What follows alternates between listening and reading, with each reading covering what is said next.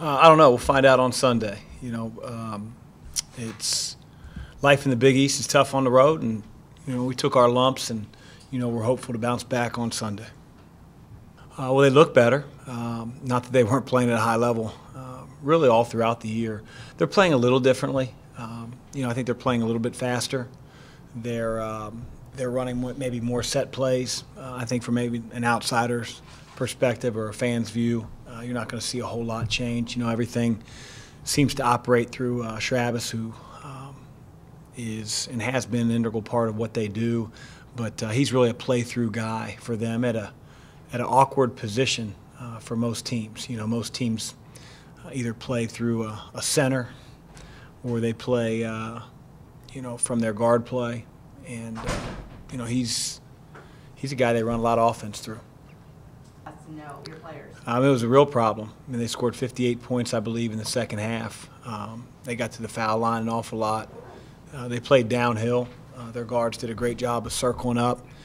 We lost vision, lost angles, and allowed the ball to get in the middle of the lane, and they made us pay. They hit some tough shots. They hit some runners, some floaters. They also went right down the lane and made some wide-open layups. So we have to be better when it comes to circle-ups and handoffs and screens that sort of run interference that aren't technically a screen, but you get guys running into each other. We got to do a better job. No, certainly you're aware. I don't think in today's day and age you can't be aware unless you spend all your time in a cave and then just walk in the gym. So we're aware, but we can't worry about ramifications and implications. Our job is the task at hand, and that is to focus on a really good Butler team, worry about them and what they present and how we have to combat it, and then go from there. But all that other stuff is wasted energy and wasted worry, to be quite honest. No, I think as coaches and players, you have to concentrate on the game and the preparation it takes to be as successful as you need to be, to do the things that you want to do on the floor to be successful. I don't think that ever changes.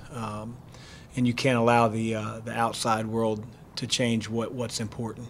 And that's the basketball game and the prep time going into it. Well, we have to be better in all areas, Joe. It's not one thing that we have to do better. Our team has had issues in different areas. One night it's taking care of the basketball. One night it's generating better shots. One night it's being able to guard dribble penetration. So we all have to be better at the things that we're working hard on Sunday against a very good team that's been doing it at a high level all year, and we're very well aware of that. Yeah, it is. It's on-the-job training. He almost has had two separate seasons, one in which he was serving an apprenticeship to Edmond, and now one that he's fully in charge of our team. And, he's going to struggle from time to time. He's a freshman playing major minutes. But I thought his effort, number one, on the defensive end was phenomenal. What he did with Kadeem Carrington, a kid that was coming off a 41-point game, to hold him to 1 of 9 from the field says a lot about Q's capabilities. Offensively, he needs to make a few more shots around the basket because he gets in the lane. We need him to be aggressive. We need him to be able to get in the lane. Takes a lot of pressure off our other players and creates opportunities for those guys. I think a couple of his deliveries have to be better. He got in the lane and sort of flipped it, and a quarterback can't throw a screen pass 317 miles an hour. Guys aren't going to be able to react to it. So, again, a little bit of baptism by fire, but he's learning, and he's getting better every single day, and we need him to. It has. He'll still make freshman mistakes from time to time, but his toughness, his attention to detail, his body is a lot different than most freshmen on the defensive end. Oh, down the road for Quentin is it's gonna really help him as a player. If he'd have gone into the summer, really having the experience that he did, in the beginning part of the year, I think it would have pushed him. But I think this will really expose what he understands he really needs to work on. I feel like our coaches have a great grasp of what Q needs to get better at, but when you play this amount of minutes and you face the other team's best players and you face big-time point guards in this league, the fact that he's gone up against a guy like Carrington, You know, a guy like Jalen Brunson. I mean, it's only going to help Q down the line become a better player. Absolutely. I mean, again, he went up against what I think is the best big in our conference, in Angel Delgado. And, you know, Tyreek's had a really good couple months for us. And I know he's excited about what his future looks like and how much he's willing to work, you know, to become even a better player than he already is. So, yeah, I mean, when your freshmen can play the amount of minutes and gain the experiences that they're gaining, it's one thing to watch film.